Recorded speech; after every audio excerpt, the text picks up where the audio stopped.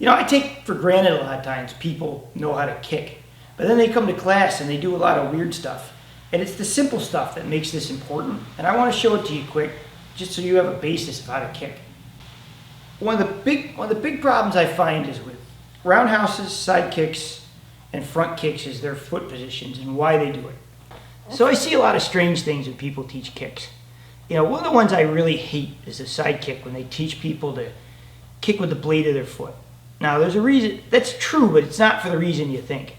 So a lot of people, what they do is when they kick, is they kick a side kick with their foot flat like this, right? But when you feel this, if you put pressure on it, you'll feel there's a lot of slop in the ankle there. And so it's like punching. When you throw a punch, you want to make sure the wrist is supported before it hits, otherwise it's going to buckle.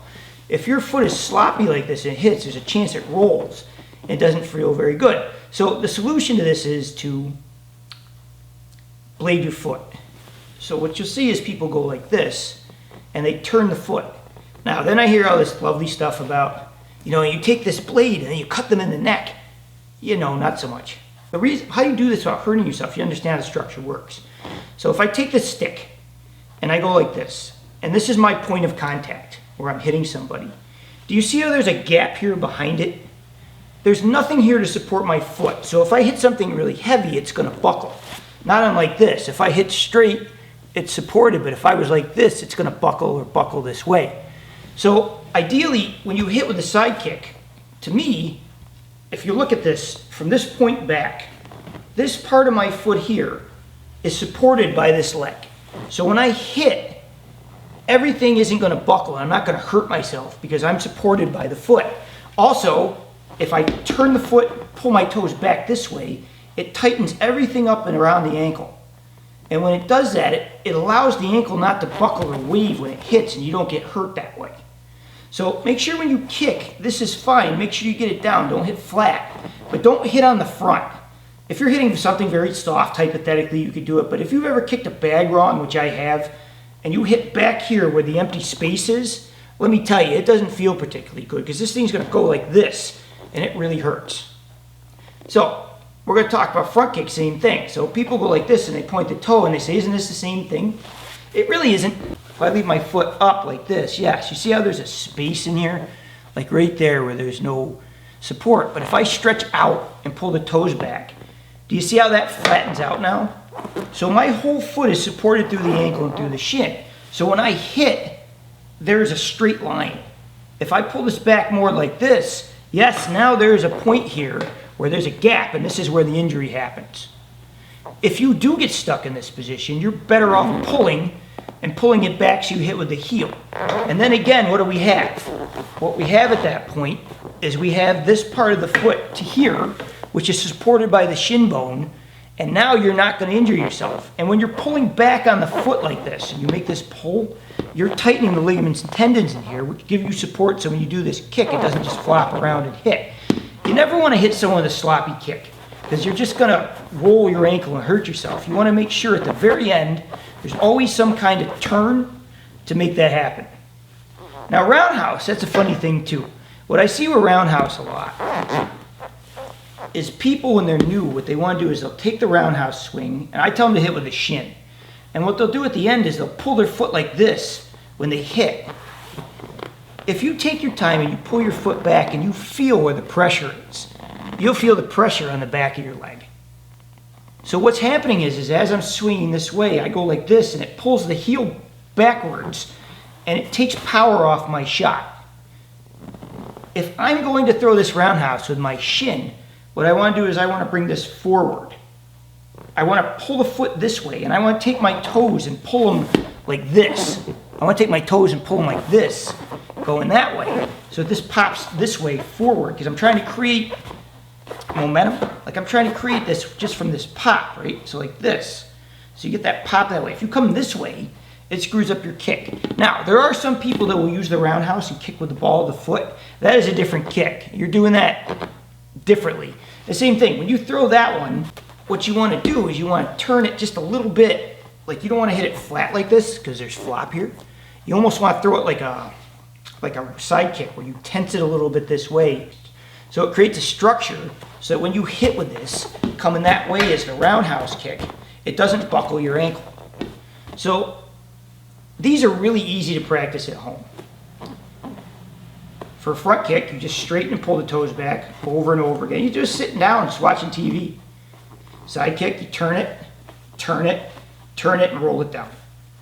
Roundhouse, if you're going with the ball of the foot, you turn it around that way. If you're using the shin or the flat of the foot, you just practice going like this over and over again. You just practice like this over and over again so you feel how it propels the ankle forward. So this is really important so that you don't hurt your ankle and that you get maximum out of your strike. So let's say I want to do a side kick. What I'm going to do is I'm going to throw this, like that. So what I have to do is I have to take my foot and blade it, and I have to go like this. Now, here's the big problem with side kicks. People who do side kicks often get lazy. And what they do is they just pick the foot up straight like this, and then they hit. But inevitably they do that. What they're going to do, because of the angle of the kick, they're going to hit with the front half of their foot, which is not good for you. People in class all the time when they're kicking low often hit with the front of the foot. And I keep telling them, stop hitting with the front of the foot. And they're going, I can't. It's not that they're aiming wrong. It's when you throw a side kick, it's important that you actually get up in front of you like a front kick so that it comes in heel first. If I come like this, do you see how that hits the front of my foot? But if I come like this, it's going to hit from that point back, which is where the destruction is. And if you watch, I turned it so that I'm hitting like this and not like this flat where it's sloppy. And side kicks are neat because if you do them right, you can slide around things and come in and find those low kicks. They're really good. But you got to have your ankle in the right position, your knee in the right position. Now, front kicks, they're interesting because everyone learns a basic karate to chamber and then kick, right? Like that. That's often unnecessary. It's only necessary if you're going high. So when I throw a front kick, what I do is I lead with my foot and then my knee comes up to the height of where I'm going. So if you notice, that's ball of the foot, right? Like that. If I'm going with the heel, I'm like that. So I'll come in with the heel like this. Now, watch. The knee comes up to the height I'm kicking because I'm coming up.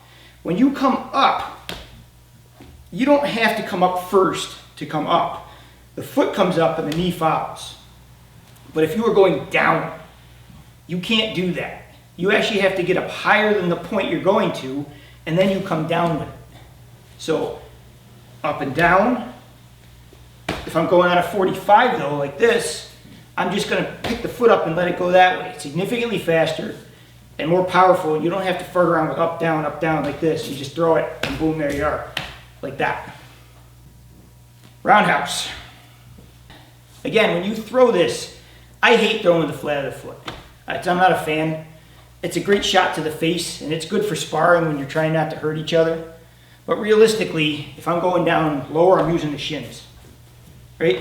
Now, when I do this, it's the same idea. I don't have to pick this up to throw this one in unless I'm coming down. So if I come down, yeah, I want to turn and I want to come that way. But for me, a roundhouse is much more relaxed. And when I finish, my foot should come like this. It shouldn't come like this. I see a lot of people in class, they'll go like this and they'll go like that. Hands up. And they'll go like this and like their foot will hook that way on the kick. That's fine if you're trying to sweep them and hook them. That's okay. But that's not how a roundhouse is.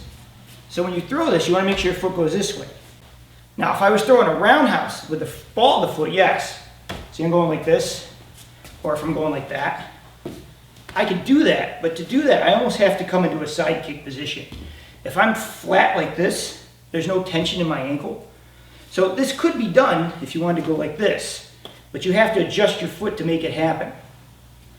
So really when you kick, other than distance and timing, which is one of the most important things, it's where's your ankle, where's the support, and where's your knee in relation to the kick. If you can find the minimum you need to use for your knee, you're better off. If you can lead from the front foot before you pick up and come into the chamber, it's much more effective. And if you have your feet in the right position, you won't hurt yourself, and you'll put more surface area and do more damage to them. That is one of the most important lessons you can ever learn in kicking, is not hurting yourself. Go home, sit on the couch, move your feet, try different positions, and feel where the ankles are strong. Feel where they tighten up enough where it doesn't tighten your whole leg, but just tightens the ankle enough where it doesn't buckle. So if you go home and practice this even a little bit on your own, it'll enhance your kick significantly. Thank you for watching. Please like and subscribe. It helps the channel grow.